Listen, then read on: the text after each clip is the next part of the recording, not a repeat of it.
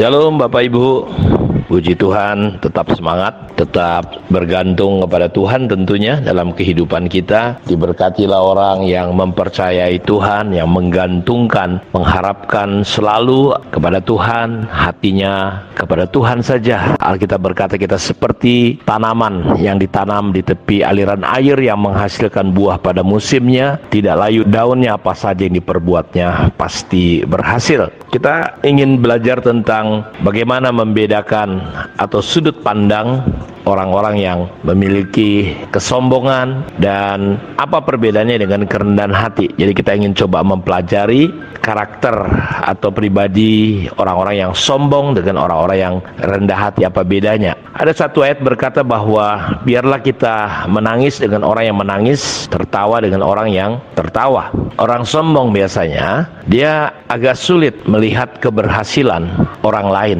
Dia senang lihat orang susah, dia susah melihat orang yang senang. Tetapi Alkitab mengajarkan kita perlu tertawa dengan orang yang tertawa, menangis dengan orang menangis. Kita lebih mudah menangis dengan orang menangis, empati dengan orang-orang yang susah. Tetapi agak sulit tertawa dengan orang yang tertawa, senang dengan orang senang, agak susah. Karena itu kita melihat perbedaan antara orang yang sombong dengan orang yang rendah hati. Berikutnya, biasanya kalau orang yang sombong, dia mendasarkan hidupnya atau kelayakannya atau apa saja itu selalu berdasarkan apa yang diperbuatnya.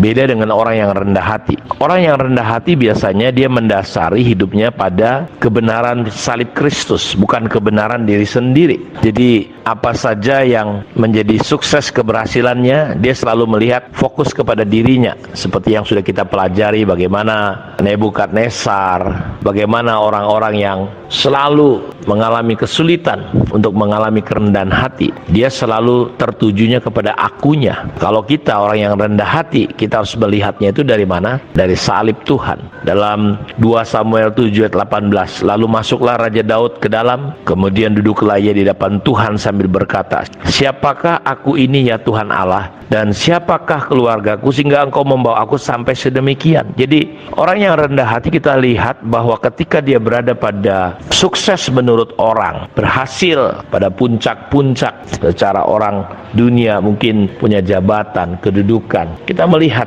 bagaimana Daud berkata, siapa aku ini Tuhan, sampai aku, keluargaku, sampai Tuhan bisa sampai ke titik ini. Saya melihat juga dalam kehidupan kami, saya sampai di titik ini banyak orang berkata, wah Pak Dion enak, sukses, punya rumah, punya ini. Orang nggak tahu bagaimana. Dan kalaupun hari ini orang melihat saya sedemikian rupa, saya mau katakan bahwa benar-benar ini siapa saya ini gitu ya. Saya datang ke Siantar, diutus sendirian. Hari ini Tuhan percayakan istri, 4 anak, 4 cucu. Dan kalau ngelihat dari perbuatan saya, tentu saya nggak bisa katakan apa-apalah. Semua betul-betul karena kemurahan dan anugerah Tuhan. Oleh karena kemurahan Tuhan, aku ada sebagaimana aku ada. Saya berdoa supaya sudut pandang atau sikap hati yang rendah ini boleh menjadi bagian hidup kita, di mana kita boleh melihat bahwa segala sesuatu bukan dari sudut kita, perbuatan kita, tapi semata-mata karena kemurahan dan anugerah Tuhan saja. Lalu yang berikutnya, biasanya orang sombong itu suka lebih fokus kepada kegagalan, kelemahan orang lain, kekurangan orang lain. Dia kehilangan belas kasihan, dia kehilangan kemurahan hati, dia lebih mudah menghakimi, menjudge orang.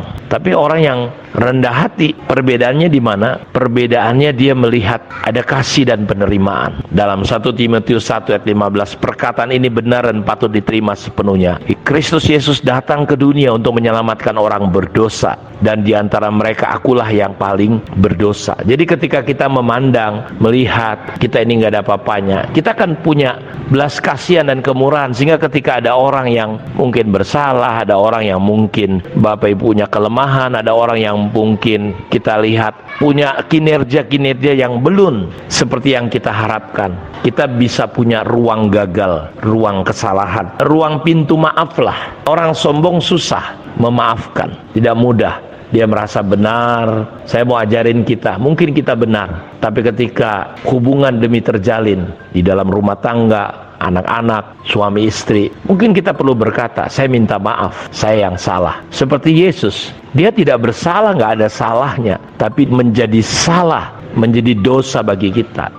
Nah, ini kita melihat kerendahan hati yang luar biasa dalam kehidupan pribadi Yesus. Jadi orang yang rendah hati itu tidak sulit untuk mengampuni dan memaafkan, tetapi orang yang sombong sangat susah. Nah, berikutnya, orang yang rendah hati, dia bersedia menyerahkan haknya. Alkitab berkata Yesus tidak mempertahankan haknya. Dalam Filipi 2 ayat 5-6, kita disuruh taruh pikiran perasaan Yesus yang walaupun dalam rupa Allah, tidak menganggap kesetaraan dengan Allah sebagai milik yang harus dipertahankan, melainkan dia telah mengosongkan dirinya.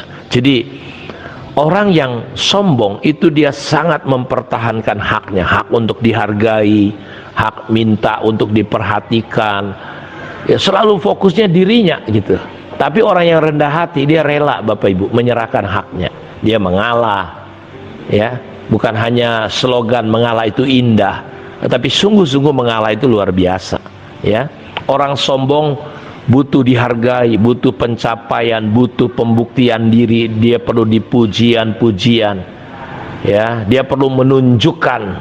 Orang yang rendah hati nggak perlu menunjukkan apa-apa, karena dia tahu dia berharga bukan karena apapun, dia berharga karena Kristus telah mati untuk dia.